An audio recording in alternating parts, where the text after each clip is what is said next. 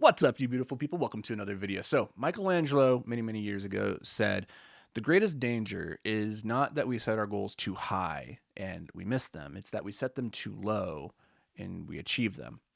And there's recent scientific research to suggest why that actually is true. See, when you set your goals too low and you achieve them, you have the new problem in life of now what?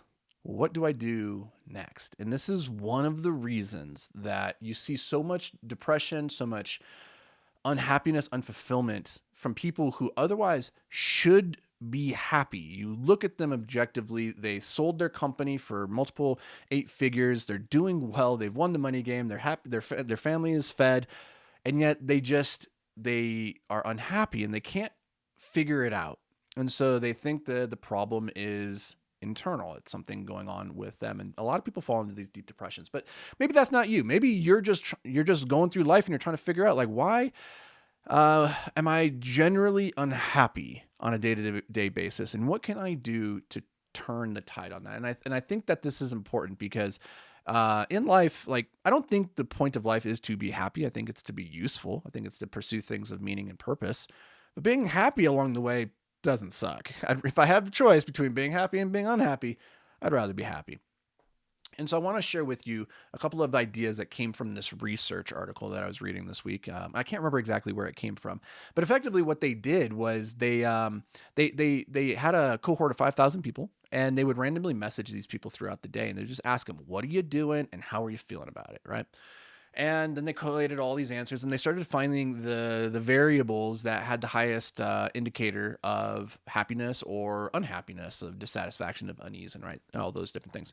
And it's interesting. Like, what they found was what you're working on at any given moment does affect your happiness, but it's like a variance ratio of like 4.6 or something like that, which is lower than this other thing, which is like a 10.2. So it's like 2.5 times lower. So, like, what you work on is important, but it's not nearly the most important thing. What they found was the reason people are generally unhappy, regardless of where you are in life and what you've achieved, is because your mind is wandering. That's it. Your mind is wandering. And so, like, another way of putting this is like these people have lost their purpose, they've lost their quest, they've lost their focus in the moment. Their mind is wandering. Now, it doesn't even matter what their mind was wandering towards. This is interesting, right? Because if they were found to report, my mind is wandering right now, well, it's like 45% of the time they were wandering on positive things.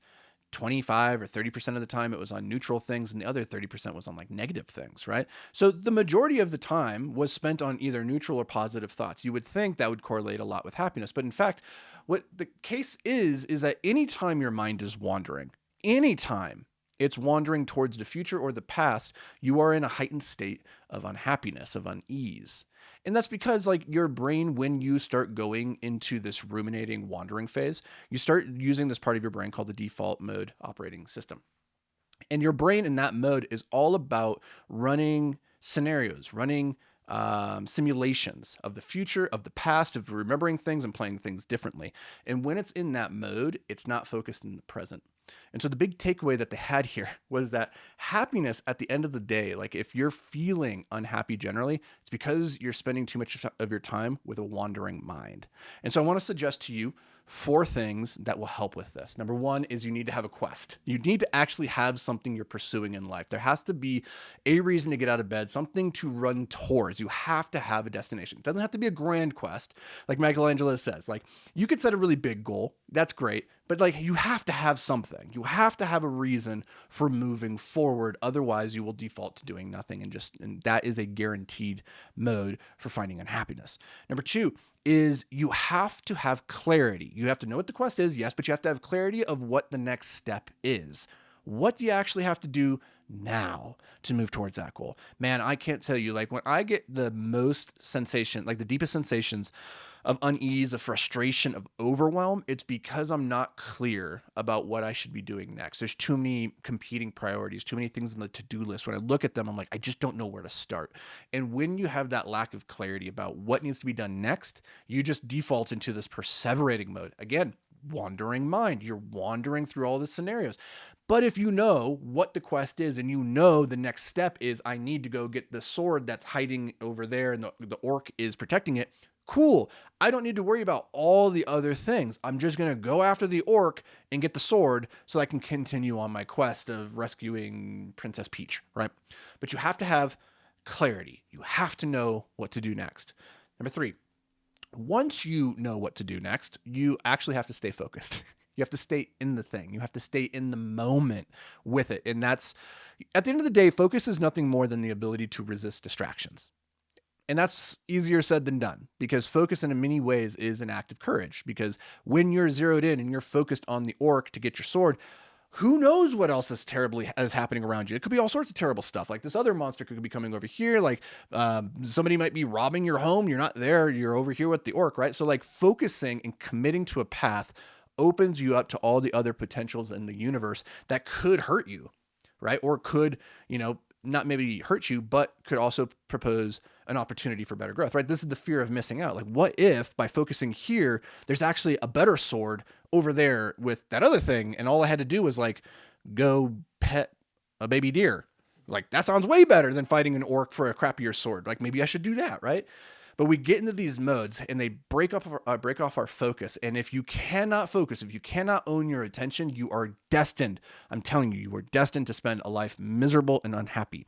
The happiest people are the ones that control their focus, that know where to put it, and they have something meaningful to put it towards. So those are the first 3. The last thing, and this is the most important given the research on this, is you have to stay present. As much as possible, you have to eliminate thoughts of the future. You have to eliminate thoughts of the past. Forget the perseverating, forget all that stuff. You have to get into the flow state. You have to find the activity and lose yourself in it. And when you do that, like when you actually have a meaningful quest, when you know what steps to take next, when you're focused on it and you're present in the moment, not worrying about the future and the past, research is pretty clear. You will be happy. So, which of these is the thing that you need to work on? That's my question to you. Put it down in the chat. Let me know. Leave a comment. Is it you need a quest? You just don't know what to pursue in life. Is it you have the quest, but you don't know what to do next? You have too many paths. Is it you know what to do next, but you can't seem to focus? You can't stay on the path. Or is it that you can't stay present? You know what you need to be focused on. But as you're moving towards that thing, you're still thinking about the future. You're still thinking about the past and the things that you did right or things that you did wrong.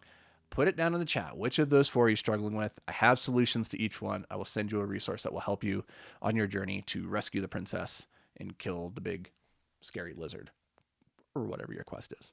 I'll see you guys in the next video.